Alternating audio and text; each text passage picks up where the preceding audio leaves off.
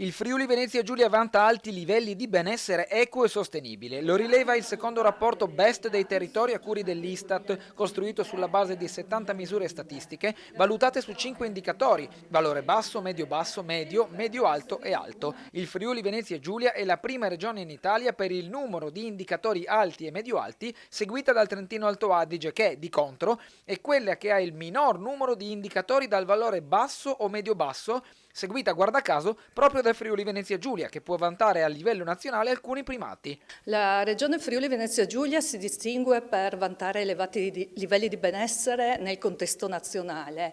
Nel confronto con le altre regioni è la regione che più frequentemente presenta indicatori che si collocano nelle classi di benessere alta e medio-alta, con un profilo di benessere paragonabile a quello del Trentino Alto Adige. Le luci e le ombre sono riferite all'alto tasso di occupazione medio in regione, di ampi margini sopra la media nazionale, e la conciliazione vita-lavoro, contro l'elevata inefficienza della rete idrica, in particolare nel Pordenonese, dove si registra oltre il 50% di perdite d'acqua e una raccolta differenziata ancora non a buon regime. Nella provincia di Pordenone oltre la metà dell'acqua potabile emessa nella rete viene dispersa, siamo al 52%, a livello regionale la media è del 48%, ma purtroppo queste percentuali sono molto elevate un po' in tutti i territori italiani. I dati raccolti analizzano anche i rapporti fra province, con quella di Trieste in testa per indicatori di livello alto. La provincia che si distingue per avere la più alta frequenza di indicatori nelle classi di benessere medio-alta e alta